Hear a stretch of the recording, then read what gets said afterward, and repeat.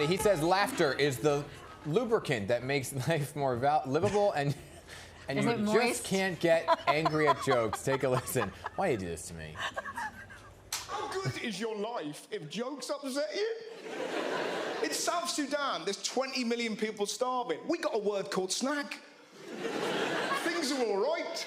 Imagine explaining what snack means to them. Gosh, sometimes we get hungry between all our meals.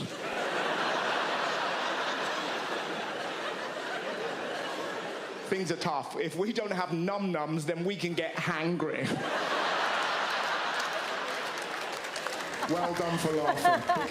Oh, well, he has a lot more jokes to tell with his new stand-up special, so please welcome back comedian Russell Howard. Good morning to you. Oh, great to have you here. It's nice to be here. I've never done a news interview where there's been a DJ. Yes. I love this country. Well, see, there you go. And we have snacks. Man, it's so cool. And we had snacks, too. Yeah. We got it all for you. Look at that. Yeah. I mean, you've had such a huge TV career, but you made a big announcement. Yeah, it's sort of slightly taken out of context. So in the UK, I do a TV show, and I stopped doing it. And just there isn't much TV that's particularly interesting in England at the minute.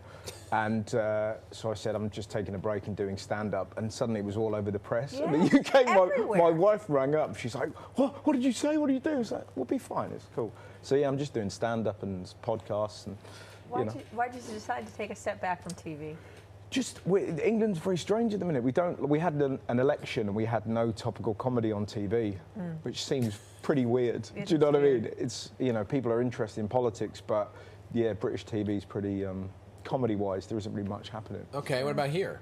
Loads. It's great. Yeah, I love it, Well, live stand-up's still incredible. Yeah. And I love gigging in America because it's the only country in the world where people like English people. Do you know what I mean? Like, yeah, we're hated the world over. Whereas here, we're sort of... We love you. I know. You're the only place. What about when you perform for English people? Great. It's wonderful. Yeah. And traveling around doing stand-up is just particularly excitable here.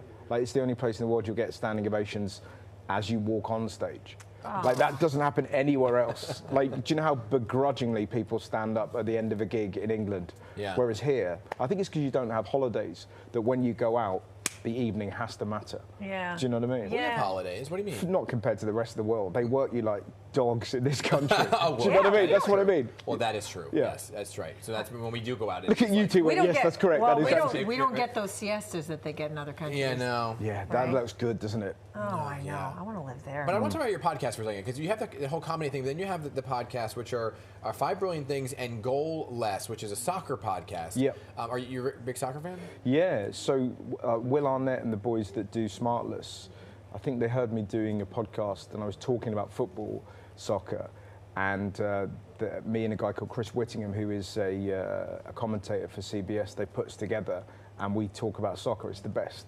So if you're into football, it's phenomenal. If not, yeah, it's pretty boring. These are like 2 podcasts for men, Smart Less and Goal Less. These are like your goals. But what did you think of the podcast world? Because like everybody kind of has a podcast now, but like few succeed. So what's the secret sauce to make it a good one?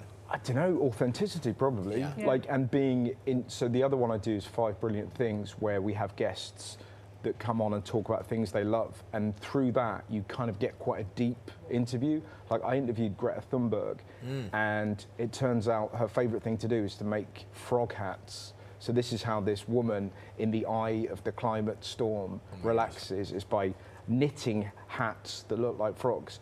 And then she went off on this kind of wild tangent, and I sort of realized, actually, by talking about the strange, peculiar, or deep things you adore, you kind of give away quite a lot of your personality. Yeah. You know? I like it. Do you have something like that? Do you crochet? Do I crochet? I don't. No, my favorite thing at the minute is just hanging out with my son. I've got an 8-month-old son. Oh, congratulations. It's the best, eh? Oh, yeah, it's wonderful. Is he your first? It is, yeah. So you're in it. I'm in it. That was a real dad look. You're in it. Yeah, he's wonderful. It's like, who knew being smiled at just for being yourself was the best thing in the world? Yeah. But yeah, it kind of makes all the. What's really interesting is seeing the other parents. Yeah. And I don't know what it's like here, but in the UK, there's a lot of display going on. Like, we met some people and they're like, we're not using diapers. And you're like, well, we got carpets. Are you mad? But they hover over this child, and you can assess the face that the baby pulls when it's just about to have a poo. Yeah. Can you think of anything? No. Then they run to the toilet. I have a friend that did that also. But she's also insane. Yeah, and I thought she was nuts too. When they knew that the baby was going to go to, they put her in the tub. Put him in the tub. Yeah. And but imagine spending your entire life way. just like this kind of like poo detective trying to figure out what the face. And babies are like police horses. You never know when they're going to go. Right. It's just. I guess I should start that. Olivia's like 13. I'm just kidding. She's, but for you, I guess besides the whole idea of the sports podcast and the 5 billion things, those are like deep topics. Then you have the comedy route. Yeah. Where do you pull your comedy from, and what do you find most is engaging with the audience? What do I find? I kind of like following my nose, so it's something that I find interesting. Like I love watching English people abroad. I find us so, because I was in Lisbon doing some shows and I saw this couple eating fries and a seagull tried to take one of their fries. And this man did the most English thing I've seen. He looked at the bird and went, "Oi! I've told you." He was trying to reason with a seagull. And his wife, Jenny, went, "Tony, you moron, he won't understand, he's Portuguese." Like that was the flaw. And it was this beautiful like snapshot of mania. This was a show you were doing? This was just happened in the street. Oh, okay. And then I kind of, and I was lucky enough, I was just having a coffee and I watched these two English people. Yeah, so stuff like that, you go, oh, that made me laugh, and then you throw it into a show and push it around. Well, you have a new comedy special, right? I do, yes. Tell us about it.